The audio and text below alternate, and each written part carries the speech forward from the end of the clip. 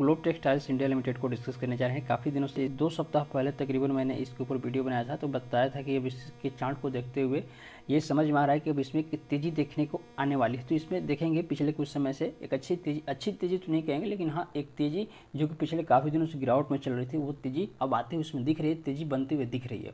तो सवाल है कि तेज़ी कहाँ तक जा सकता है और कितने समय तक ये तेज़ी बनी हुई रह सकती है, ताकि जो लोग इसमें फंसे हुए हैं वो अपना प्रॉफिट बुक करके बाहर निकल सकें। नए लोगों को एंट्री लेने के लिए जो प्लान होगा वो भी मैं आपको बताऊंगा, लेकिन शुरुआत शुरू से करते हैं। लास्ट ट्रेडिंग सेशन में तकरीबन ₹2.95 के पास इसने अपना क्लोजिंग दिया है। कोई मूवमेंट उस दिन देखने को नहीं मिलेगा, क्योंकि यहाँ पर जहाँ पे प्राइस ओपन हुआ था ₹3 के आसपास, तकरीबन ₹3 के आसपास ही क्लोजिंग दे दिया है।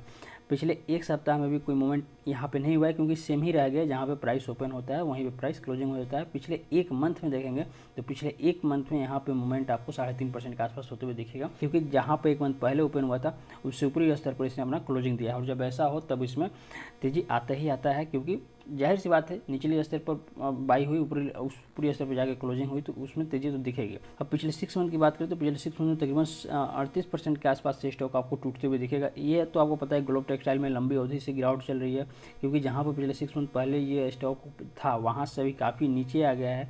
तो इसलिए इसका जो ग्राफ बनेगा नीचे की तरफ बनेगा, और जब नीचे की तरफ बनेगा यानी कि ऊपरी स्तर पर लोगों ने बाई किया और निचले स्तर पर बेचा तो लॉस होगा। और जहाँ पर ज़्यादा बड़ी क्वांटिटी में लॉस की बात रहेगी वहाँ पे यहाँ इसका रिटर्न नेगेटिव में दिखाएगा।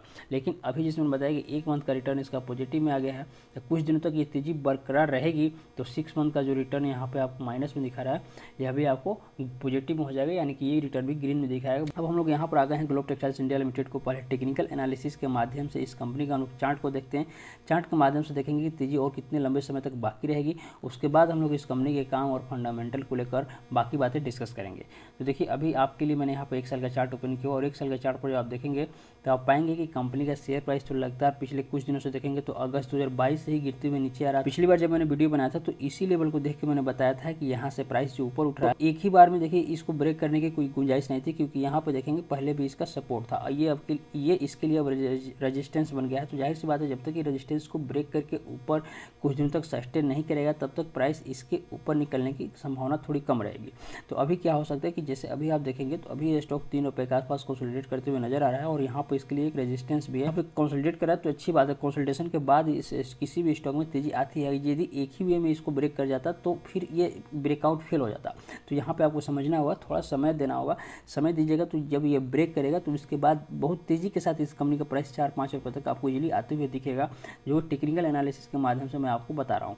अब चलिए हम लोग इस कंपनी के काम और फंडामेंटल को बदौलत समझते हैं कि इसमें और मतलब लंबी अवधि में कितनी तेजी आए, कितने दिन बाद तेजी आएगी और कितने समय तक के लिए तेजी उसमें बनी रहेगी। तो ग्लोब टेक्सटाइल के नाम से तो स्पष्ट है कि कंपनी टेक्सटाइल सेक्टर से बिलोंग करती है, टेक्सटाइल से संबंधित प्रोडक्ट बनाती है।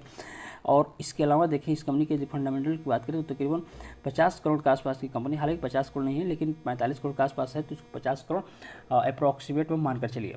शेयर प्राइस बुक वैल्यू, जिसका जो शेयर प्राइस है बुक वैल्यू से कम है, ये थोड़ा सा नेगेटिव पॉइंट है, क्योंकि शेयर प्राइस हमेशा बुक वैल्यू से ज़्यादा होना चाहिए।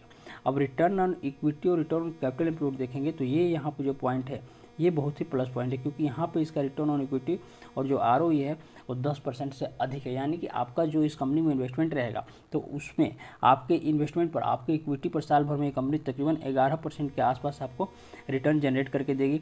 वहीं पर ROC भी 12% के आसपास है, तो ये भी काफ़ी बढ़िया बात है। यानी कि कुछ ना कुछ कंपनी कमा कर देगी आपके इन्वेस्टमेंट पर साल भर में। ये यहाँ पर ज़्यादातर पेनी स्टॉक का जो ROE होता है और ROC माइनस में होता है, यहाँ पर वो बात नहीं है, ये प्लस में है। वहीं पर यदि स्टॉक का PE देखेंगे तो PE 7 के आसपास है, यानी कि 10 से कम है। तो जब PE स्टॉक का PE कम होता है तो उसमें इन्वेस्टमेंट के लिए सही समय माना जाता है। लेकिन अभी इसका चार्ट जो है ब्रेकआउट के करीब ठहरा हुआ है ₹3 के आसपास। इसको ब्रेक करने के लिए ऊपर जाना की चाहेगा तो ब्रेकआउट पर बाई करने से बचना चाहिए। आपको सिर्फ फंडामेंटल देख के बाई नहीं करते हैं, टेक्निकल एनालिसिस में मायने रखता है।